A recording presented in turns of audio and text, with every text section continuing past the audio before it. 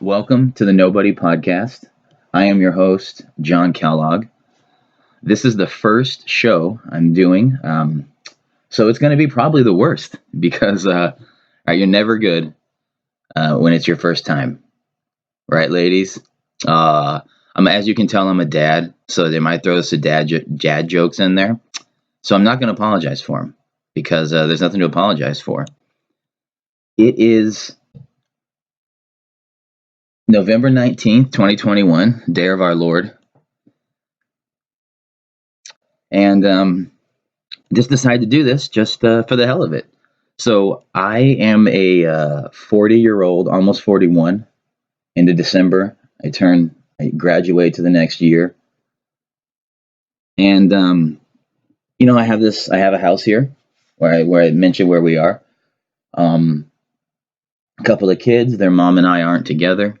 We were together for a while, but things didn't work out. So that's just kind of my basic background. I personally, one of the things why I'm starting the podcast is because I see this thing where that words have this immense power, and I grew up under in a time or under a background where we were told sticks and stones that they're just words. They really don't matter unless you allow them to have power over you.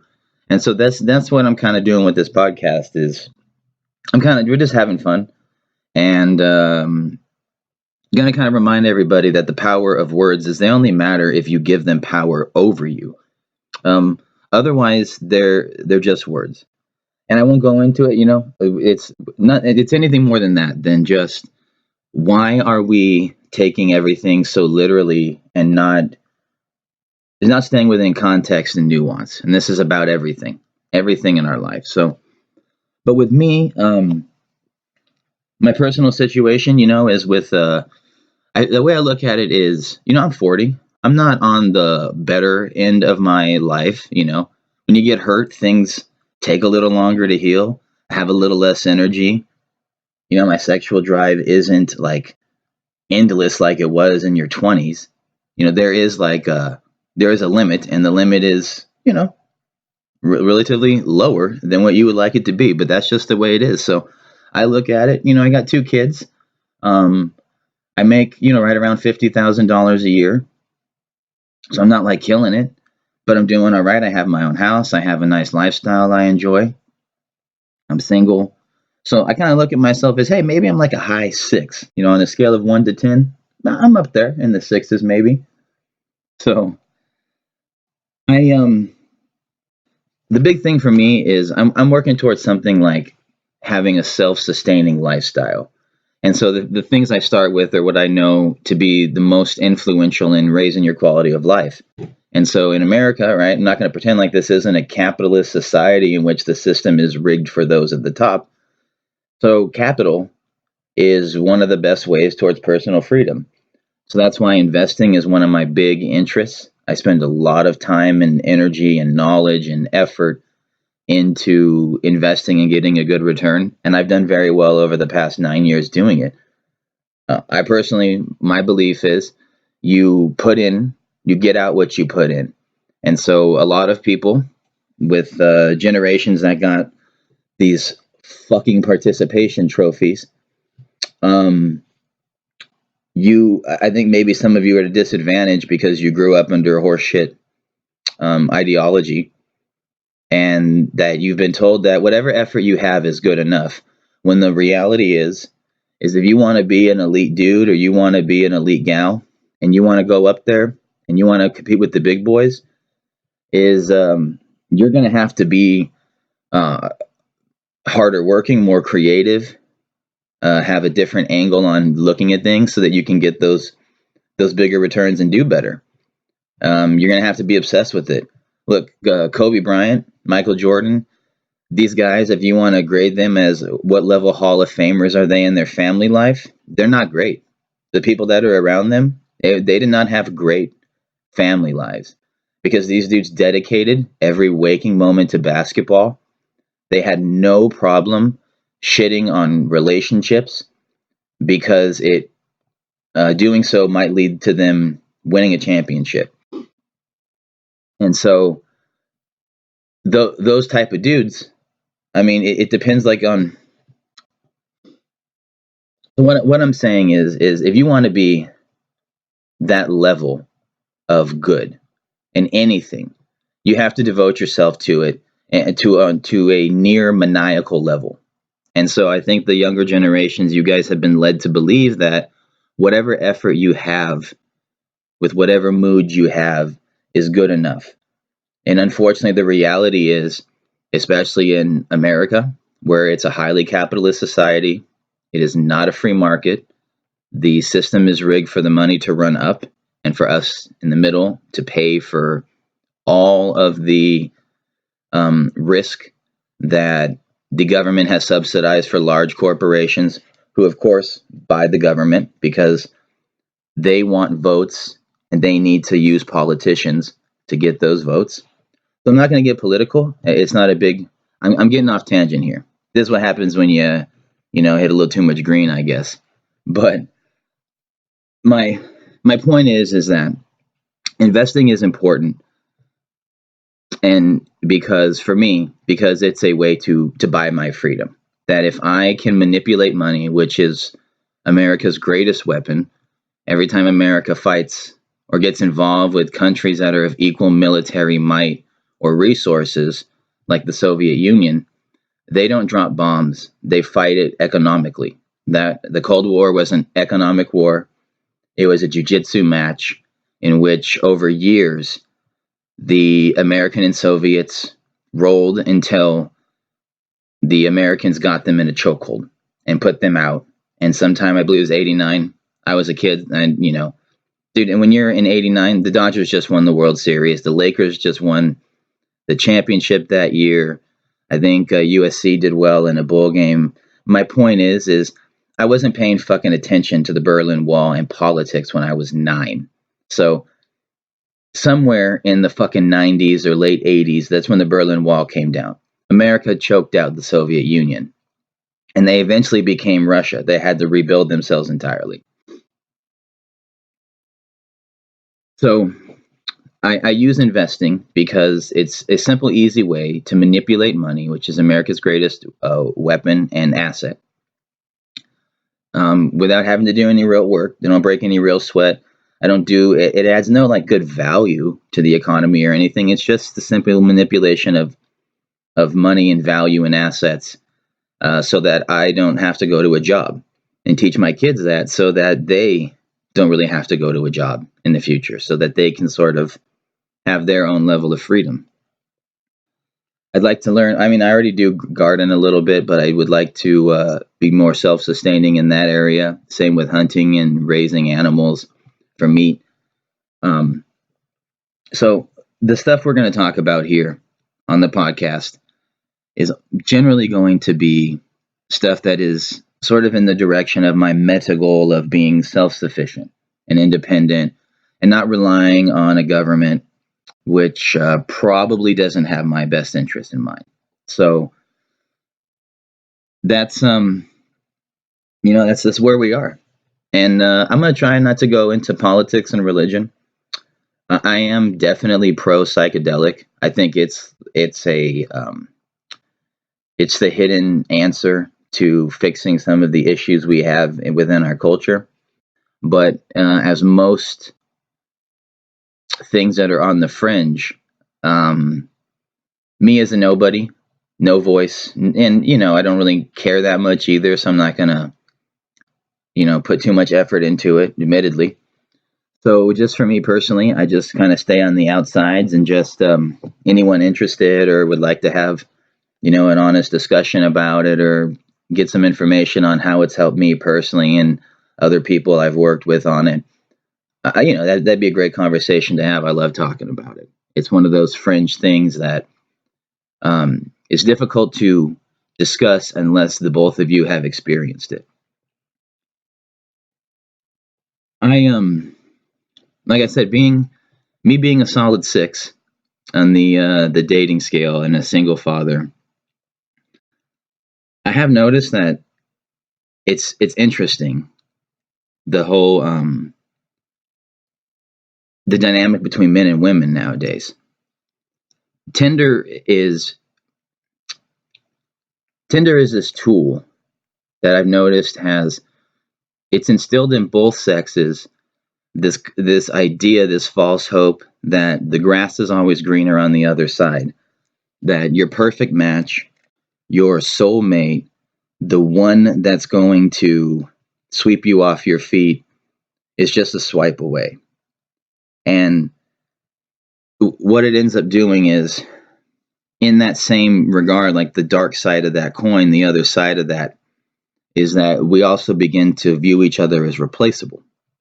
We view the human who's on the other side of that picture and the human who put the time and thought into their little bio profile thingy is that we sort of think of them as this two-dimensional picture and these words and forget that there is an actual human being on the other side of that. There's someone's daughter, someone's sister or brother, or whatever gender construct people on the left are going to make up this week.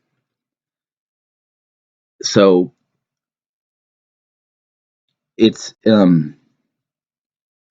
this problem in which that we treat each other as if we are just these commodities that can just sort of be replaced. It's as if the Tinder has made a market, a dating market, in which we get to sort through, like you're at a store, and look through the shelves for the particular brand or style that you like. And in doing so, I think to the benefit of men.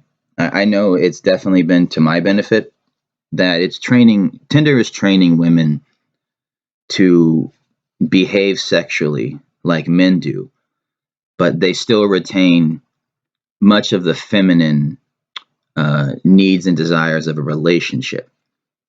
And so what it has done, it has in my opinion, see, men have always been treated, at least in my lifetime, have always been treated like commodities.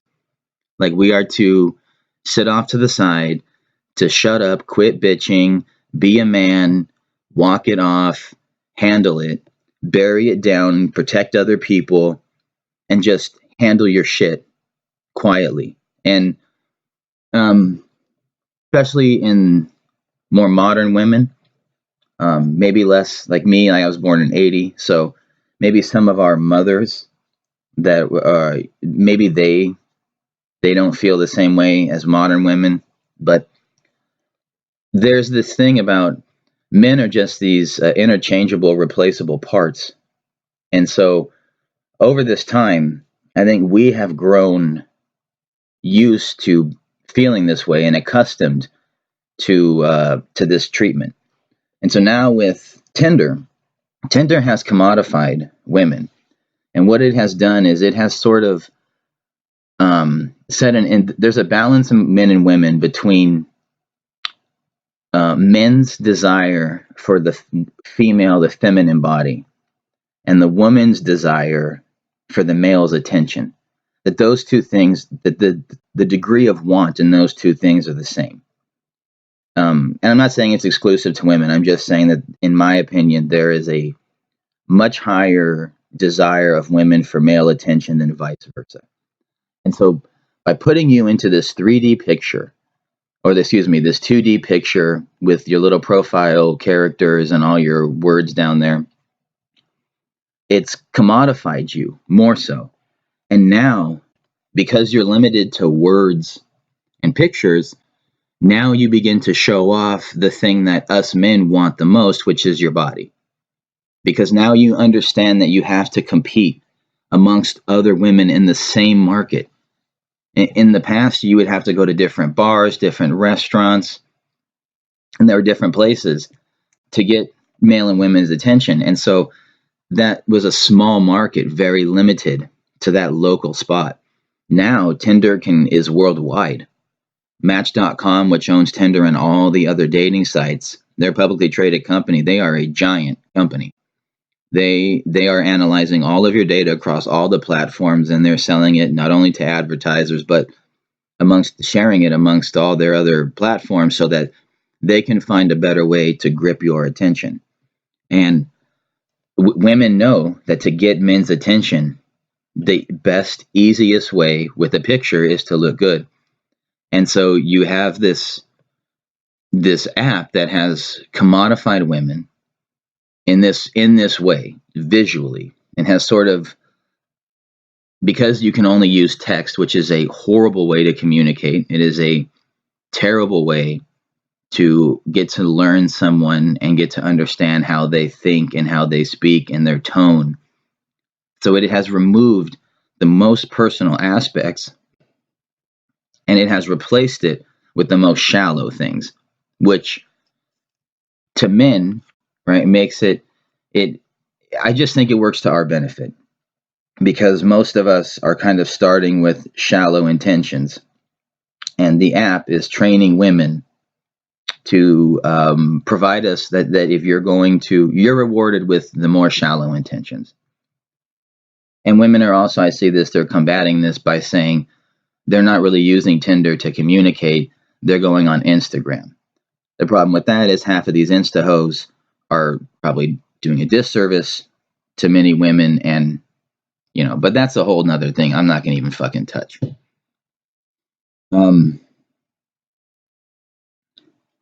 And on these couple sites that I've been on, or apps, the thing I've noticed is that women, and I've spoken to them on the app, is that women are older women, let's say beyond the age of 30, which is not old, but they're having problems understanding the dating game now, and they're really dissatisfied with it. And I don't. The issue is that it's not that there's anything going on with dating, and it's certainly not men. It's no one, I think, has explained to women that there is a sort of a marriage and dating leverage paradigm. There's like most everything, I believe there's a balance and there's a cycle. And so when you talk about marriage and dating, um, there's a lot of jokes, especially in comedy, about women. My favorite comedian is Patrice O'Neill, and he has this great joke about how women bully men into marriage. Like, if you don't shit or get off the pot, then, and they do, when they're young, they're able to push men into that direction. And I'm not saying it's a bad thing. I'm just saying that they have the leverage to do that, to kind of get a guy to say, hey, if you're not going to marry me, then we're moving on. And women, they have that leverage from about 19 to 29. And this is sort of in this is in kind of in the same theme as the Patrice O'Neill joke about pussy ages like bread, not like wine. It's good from 18 to 29, but from 30 on. So it's there's a similar. I what I'm saying is that what there's a leverage there when you're younger as a woman that you get to enjoy. You have more influence and control over sex and relationships than men do. And it's simply because, right, you're younger. Um, and that's what we want more when we're younger. We want women. And then it begins a shift, a gradual shift from the ages of like 30 to 35, where it's 50-50. Men and women in that age range are probably each looking to kind of settle down and either start a family or enjoy being with one person and kind of prefer a monogamy partnered lifestyle thing. And so from that age range, it's pretty balanced. The men and women, they want about the same thing. They're kind of, they're focusing on their career still, or whatever the case may be. But really, at this age, maybe women and men have less. Women, I think, just in general, there's less leverage as far as forcing or doing things in a relationship and dating. It seems pretty even. But from 36 on, that's when men have the leverage. we have more power than we've ever had before, and probably in general a little bit more than women our age from 36 and above do. And so it's difficult for women to understand, because when they get to this age and they don't have a guy, they're upset and bothered that there's no good men left or this or that. Well, the issue is it's not that there's no good men left, it's that you don't have any leverage anymore over those men or over any men. And it's what it is, it's the beautiful balance of nature. Is when you're a young guy between 15 and 29, the hottest, most high quality women are generally with older men. And so you sit back and go, dang, man, fuck, man, all these guys that have it, they got a head start on me, man, they're getting the best. And so you have your access to women is cut. It's really cut to the messed up older cougars who have whatever issues that they may have or not have, but it's limited to those, which are probably, not generally your best older women. And then you have your peers, women your age. And then so as you progress and you get older, and then like you're my age, right? I'm 40. I'm doing better than I've ever done in my life.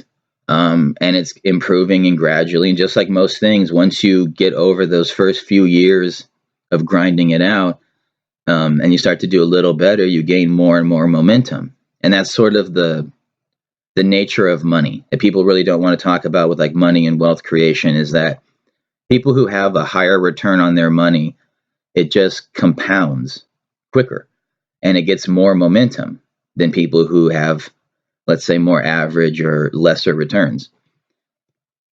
And so this is kind of the same when you get older as a man, right? Now, having a little bit more money, having more success, having more comfort, it opens me up to the top quality women who are half my age and a little older. And it opens me up to other women my age.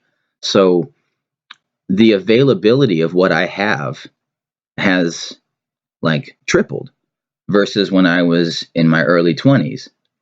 Or it's probably, yeah, anyway, it's a lot more. I have a lot more options than I have had in the past.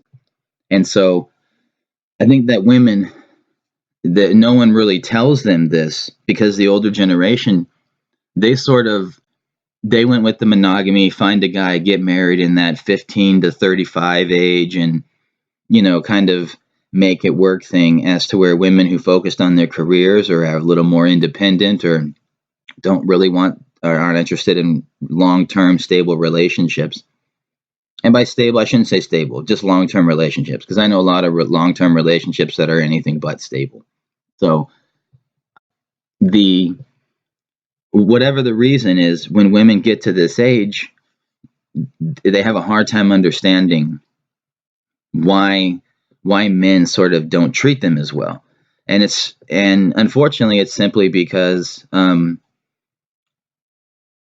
you are competing with younger women who, whether they are even your equals or not in maturity or whatever else, is you essentially have younger women who, no matter really how hot you are at 36. I mean, if you're a 10 at 36 and you're a guy and you have the option between a 10 at 25, what are you going to choose? Right? I mean, it's not about the it's just, unfortunately, it's the way the reality is. The truth is, it's about men are generally attracted to younger women. And nowadays younger women, they they like kind of put out on the first date more. That was one of the weird things that when I was single more recently, was how like hooking up on the first date was automatic with the younger ladies. And it surprised me. I wasn't like, I mean, look, I'm not going to complain for sure, but um it was one of these things where I was like, oh, okay, like I wasn't prepared for it. So it's It's unfortunately, this is, I think, just a part of a long-term cycle of life that we have where, um, when women are younger, they have way more options. And then as it flips, men have more options. It's not that, men are trash or women are trash when we were younger. We kind of felt like, oh, look at these top-notch ladies, man. They're just hoeing themselves out to old guys for money. And that's not necessarily the case, right? Maybe there's a maturity thing there. God knows what it is. But we, now that I'm on the other side of it, I understand, like, okay, this is all just part of a cycle. And unfortunately, for the older women, it's probably not going to get much better. And I think we all just have to be realistic with ourselves and say, like, with me, I'm a solid 6. So I should probably stay within the 6-7 range. Um, maybe once in a while catch an 8. I don't know. Maybe I'm actually a 7. But my point is we should probably be more open to the pictures and the words of the profile, and just remember that that's a person underneath there. And so, and treat that, just try to treat Tinder as a little more human, and just understand that, everything goes in waves, right? So you're gonna maybe do terrible on the app, and then you're gonna do good. And anyway, I'm not gonna fucking be some stupid ass Tinder coach. The other thing, like, I think I want to help women with is that with men is we are simple creatures, and if you want male commitment, it really is. It comes down to like 3 basic things. The first thing that we're kind of like, if you want a long-term commitment, that's what you really want. The first thing you should consider is, are you cool enough? Are you actually like able to be his friend? Not, and I don't mean companion or girlfriend, but like his friend. Like if you want your guy to spend time with you, like, are you able to not necessarily be masculine, but understand the companionship side of your guy, right? Whether he's masculine or not. But the second thing you need to ask, like, and I don't mean this disparagingly, but you need to consider is he attracted enough to you to remain monogamous, like for the long term? And so whatever his, attraction is, I'm not saying you should just do whatever he wants, but my point is, um, as I said earlier, as we get older, the market opens up to us. And so, um, males are incredibly loyal beings, if we are treated right. Because, like I said, for the last, ever since I've been alive, we're treated as dispensable and replaceable and interchangeable, and we should just shut the fuck up and take it and just tough it out. And if we don't, then we're pussies, right? But if a woman doesn't, then she's brave. So it's this thing where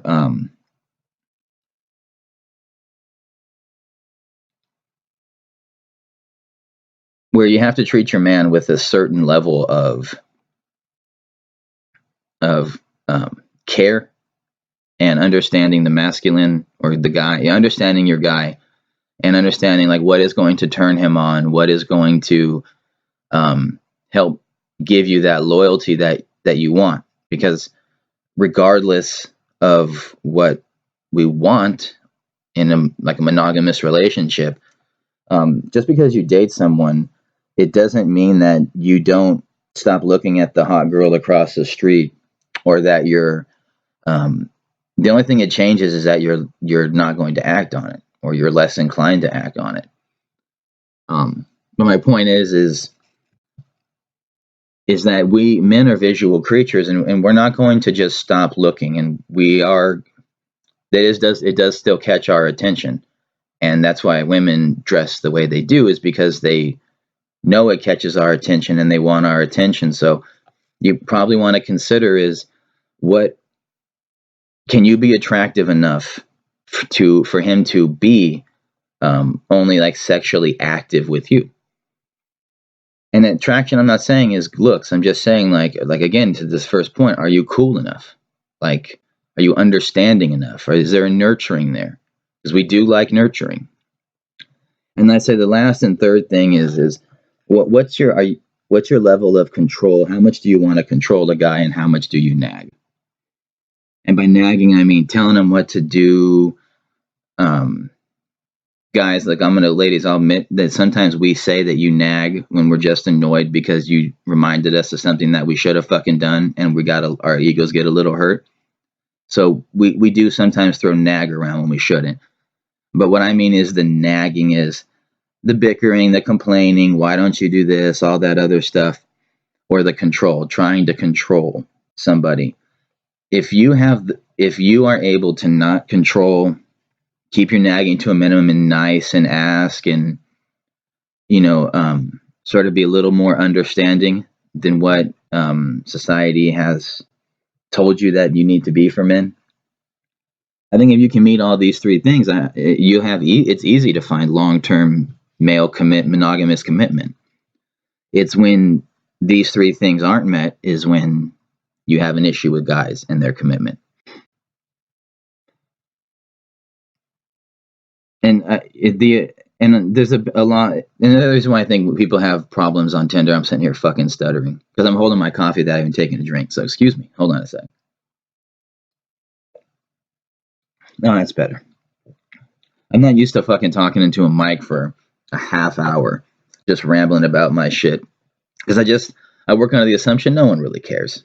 No one really cares what you think. But this is something fun. Want to start doing and have some interesting conversations with my friends. So start getting them involved. But we forget as men and women. I think the issue comes down to like the principle of that men and women are a balance to each other. We are to complement. If we continue to allow ourselves to be divided and conquered by let's just call them the elites. I know it's like some fucking conspiratorial group, but I think we know, excuse me, who I'm talking about. The upper people who sort of control media and politics. But these if they allow us to be divided and conquered and we continue to compete against our two sexes, the best each is going to do is we're going to lose half the time. Because half of the things that is important to, let's say, human existence, women are probably going to be better suited for, and the other half of the things men are going to be suited for. This is sort of why in nature, almost every single species, not every, but a vast majority, have the two opposite sexes. They have men and women. And they, in group, like mammals especially, they do different things and they have different roles, and they're structured not based on sex, but with sex as definitely a part of it. And so it's hard. I just think it's hard to be happy with each other if you're looking at it from a point of view where we're competing and we're comparing each other against each other instead of with each other. That it's really hard to be happy when the best result you could have is break even, because you're going to be better and worse than half the time and stuff. So it just, to me, it doesn't do us any good to continue to look at this quote battle of the sexes as a versus thing, when we should be looking at it from a balanced thing, from a complement, that men and women generally are good complements to each other. And when we quit competing amongst ourselves and we complement, we're going to get a lot further and have a lot better result where we both feel like we're winning most of the time, and we're getting a much better result than a break-even stalemate. I talked about investing being one of my big things, like one of my like one of the cornerstones of my getting free and being self-sufficient and independent, truly independent. And that's, like I explained earlier, it's just simply because the way money works in this country, and the way wealth compounds itself and return and all that stuff. And we're not busting our ass to make a living like real laborers and people, engineers or people who build and produce stuff. It's sort of a hollow profession, unfortunately. But because the weapon is, or the dollar is America's greatest weapon and most valuable asset. It's something that I choose to focus on with investing and teach myself and learn from others and raise my kids understanding it and thinking about it from that way so that we can get that independence. But today, I woke up with a bug in my ass because I saw a headline from on Yahoo Finance from this dipshit named Javier E. David. Already sounds like a dipshit. But anyway, this guy writes, so the headline is Americans' fatter paychecks are stroking inflation. And this, I mean, he made other points to it about how the government gave everyone money and then these people spend it, and he made a good point that a lot of our GDP is based on consumption. 70% of our GDP, or more than 70%, is based on consumption, not production. And so that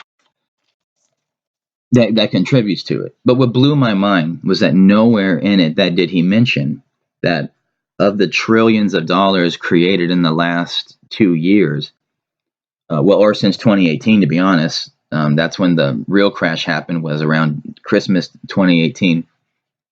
When that first issue happened, was nowhere in this article does this dude mention that the Fed has been spent trillions and trillions and trillions of dollars of taking bad assets off of companies' books and bonds and all these bad loans that they made back in like the housing market. They're doing it again.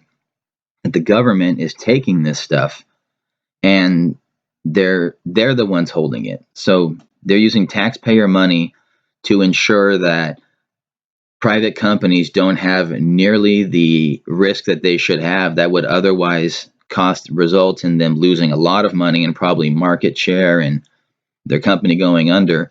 Instead, the American people, the American government, which represents us, of course, is taking on those debts and those bad things and replacing it with cash for the company to continue to reinvest and risk and make and compound their return on.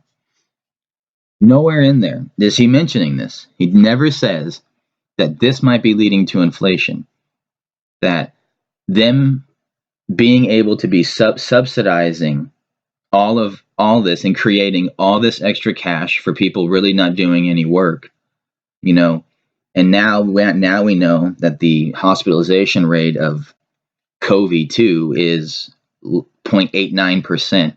So all this for less than 1%.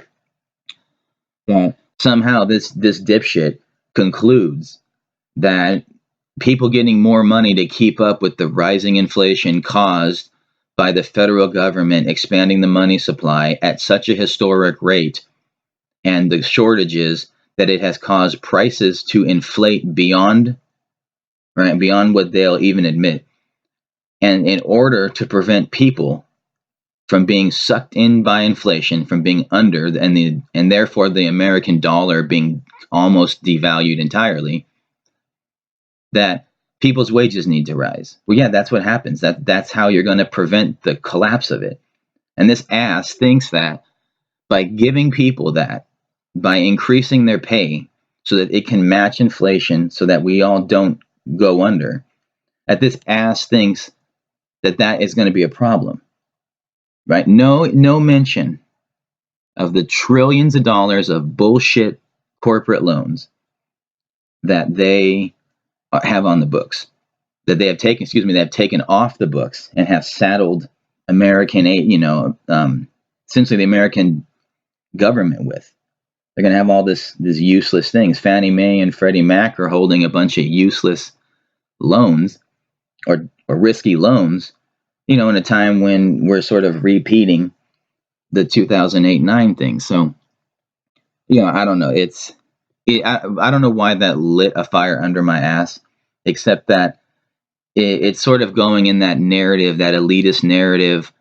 Oh, well, in order to save you, right, we have to make your situation worse, right? You have to take the sacrifice so that we can help you.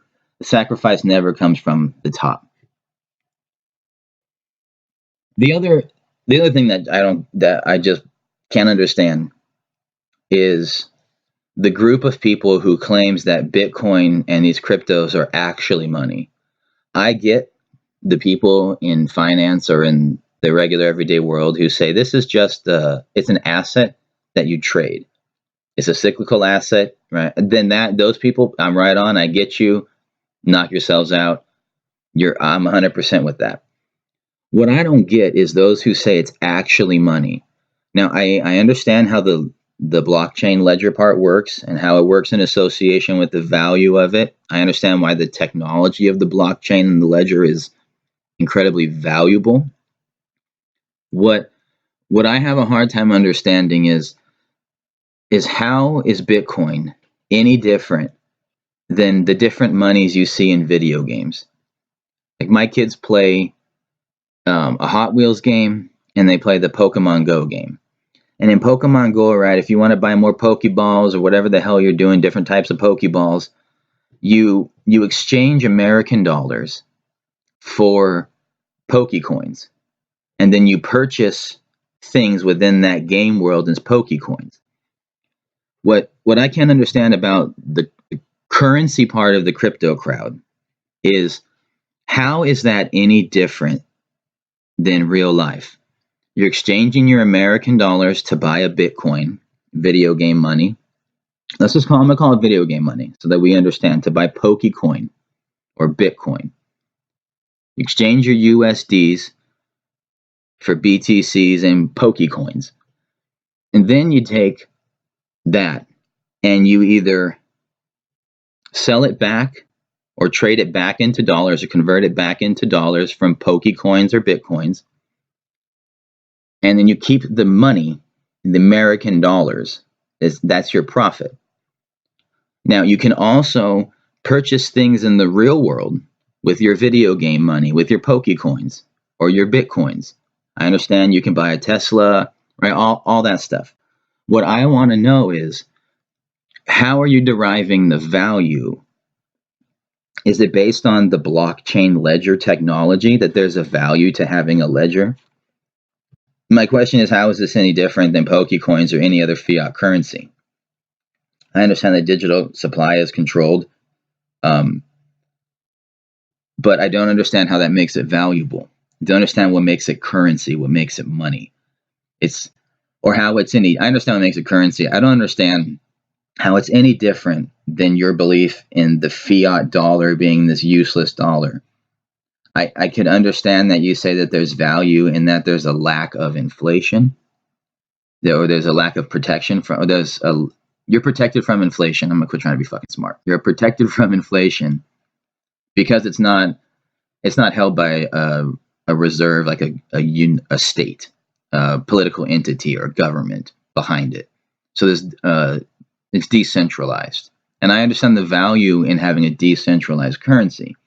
But what I don't understand though is that these are financial assets. These are assets that are also based in US dollars. And so the value in the US dollar isn't because the currency is backed by something, by dollar or by gold or by another asset or oil or something. It's that it's backed by the American government, which has a very favorable business culture, which has favorable laws that you can go to court over, and you can use your dollars to transact in this system. That there's a business culture and a business environment behind the US dollar. And so if you're saying that it's money because people believe in this fiat currency called Pokecoin or Bitcoin because it's decentralized and it has a blockchain ledger, then okay, then I can understand that. But I don't understand how it behaves any different than Pokecoin in the video game. You still have to, in order to buy it for it to have value, you have to transact out of US dollars into this entity. And then from there you can trade. But if at any point the United States government says, you know what, I'm only going to give you guys $5,000 for a Bitcoin, then they're going to limit the market of Bitcoin to $5,000. I mean, how many people if they understand that the money that they've invested in Bitcoin, how many people are going to stay in Bitcoin? Because what I'm saying is it really is just an asset. That it behaves like an asset. It is an asset. It just has a shiny new currency label on it. And the reason why it's a currency is it is just as fiat, just as worthless, and maybe its advantage is that it is decentralized from a state and a government, but its equal disadvantage is that it has no legal standing on any of those states or governments unless they say so. So if at any point another fiat currency like China says you're not using this, the market is affected. Now you say it's not affected now because China's market is down 50% here at the end of November, and Bitcoin is still traveling, trading around 55, 60 range. So it's up there. I want to remind you too that the bond market is shit. There's no money in the bond market. And the United States market is still treating it like a tradable asset, and it's still allowing it to be, it's allowing it to create its own market. But if the minute the next president or Biden says, "Hey, you know what? You can only exchange. We're going to outlaw Bitcoin. You have to buy Pokecoin or Americoin if you want to have the legitimacy of the United States government and court system behind it. And I'm only going to allow you to exchange your Bitcoin for X amount of dollars."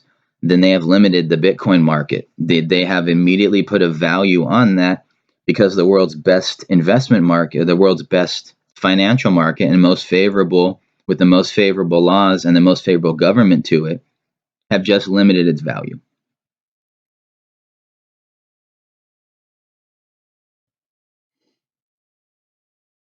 So I think that's enough today. Um, I got some other thoughts on some other things about why we're turning on each other, but I've already rambled for freaking 47 minutes on this stuff. So, I appreciate you guys listening to this first episode. Um, Definitely leave your comments and your feedback in the comments below. I would appreciate it if you care. If not, I hope you enjoyed the ramblings of a 40-year-old dude just going through life, figuring this shit out, enjoying it. And hope everyone stays safe, has a good week, has a nice holiday. Stay warm for those of you in the northern hemisphere. For those of you in the southern hemisphere, man, I hope you start enjoying your summer. And take care, man. Peace, everybody.